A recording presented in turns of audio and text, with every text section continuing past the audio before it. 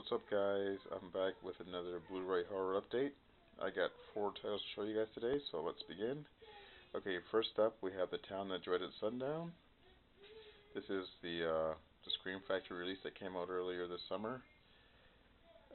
This is the only film in this update that I haven't watched yet. I mean, it's a film that I probably should have seen before because I used to see it around all the time at the video stores when I used to go renting when I was a kid. But I guess the thing with this movie is it never registered with me as being a horror movie. I always thought it was like kind of a drama.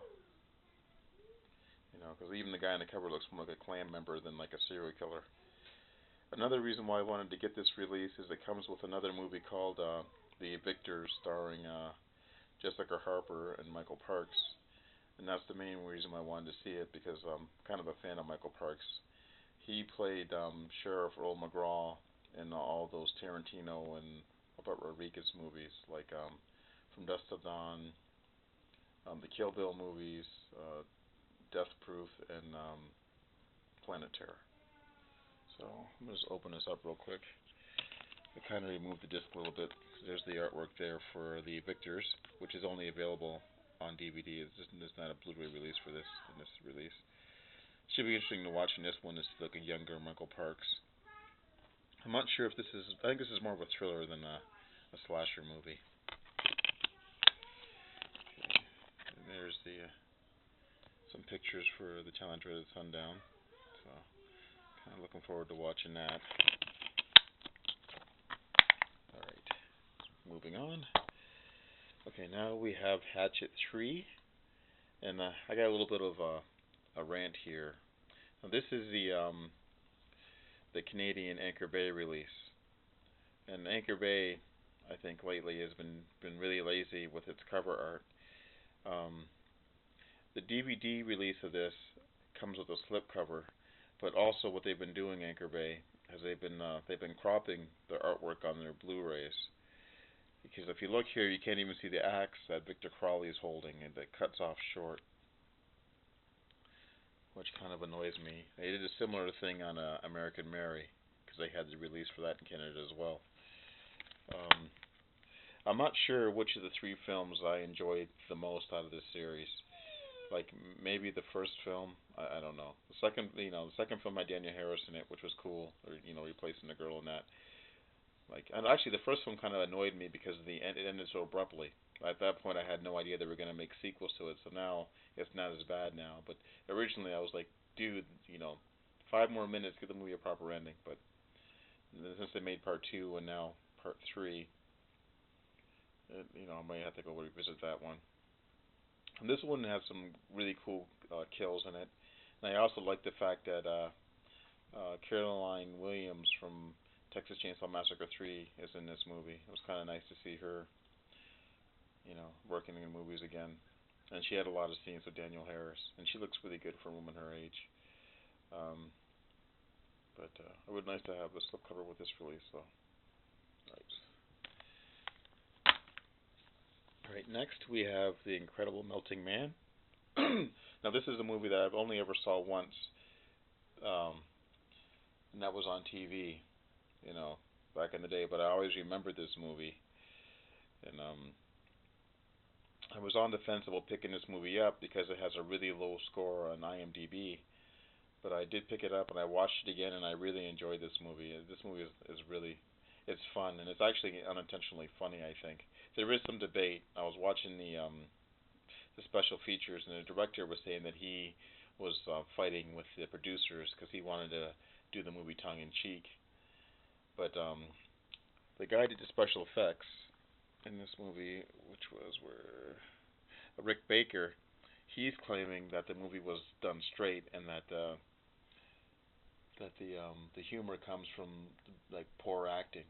And there is a really weird scene in this movie where the hero of the movie is talking with his wife about trying to find this guy, like a friend of his who was an astronaut. That I guess something happened, and he's the only survivor of this incident in space, and he came back to Earth, and his skin's melting off and stuff. But they have to find him, which is kind of a stupid reason, because there's a second launch, and they need to find the guy to stop the launch. But the thing is, they know what's happening, so they should have just stopped the launch, But there's a funny scene where he's sitting there discussing this with his wife, and he gets upset because she's made him soup, but she's forgot to buy crackers, and that stops the conversation dead, the serious conversation, and it becomes this big thing, and like, you know, I can't have my soup without the crackers, which is kind of weird. But this movie has another image too that I thought was kind of really odd, but of its time. It's got like a group of young kids, probably like 9 years old, and they're smoking. Because back in the day, they didn't have age restrictions on buying cigarettes. You can just go in there and say, I'm buying them for your parent or whatever, and they'd sell you the cigarettes. So it was kind of like, it's just odd to see a movie where it has really young kids smoking. But the gore effects are good, and there's a couple really nice, well, the kills are mostly off screen. But there's a really cool scene with the severed head and the body of a nurse that gets found after the fact. It was actually pretty cool, like autopsy type scene there. Let's open this one up. Okay, there's the inside artwork with some of the scenes and some poster artwork. So I'm happy that I decided to pick this one up because I almost didn't. I almost put this one back. I was going to buy The Colony, which I actually did end up seeing and enjoying, but I didn't pick that one up. Might go back and get that one later. Alright, so this brings us to the last pickup, and it's Cockneys versus Zombies. I'm not going to get into the plot of this one, only because I watched this movie cold, and I really ended up enjoying this movie a lot. It's just really great fun. I would describe this movie as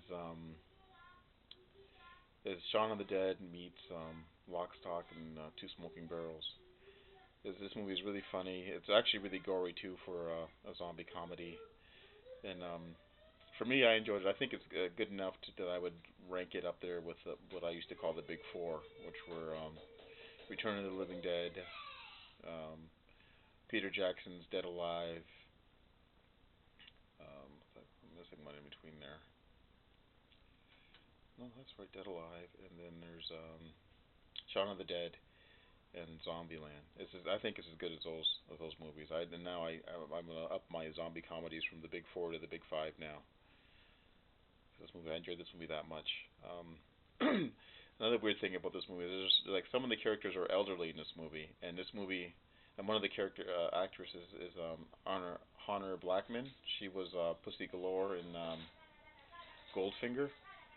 And she's funny as hell in this movie. And I think the other guy's name here, Alan Ford, who was also actually in Lock, Stock, and Two Smoking Barrels and Snatch.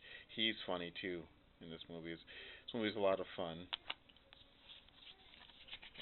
and it's also very funny. And it actually has one of the slowest zombie chase scenes that I ever seen in a zombie movie, which is actually kind of hilarious. It's like a guy in his walker and stuff. I won't go any more into that. Let me pull this out. And here's the artwork. There's Honor Blackman right there holding a shotgun or machine gun. Let's see if I can do this. These casings are hard to open with one hand. And there's some zombies there. Alright, this one does come with a digital copy code, which is a first for a Scream Factory release, for me anyways. If anybody wants it, just give me a message. First one asks for it can have it. I don't use that stuff. Alright guys, I guess that's my update.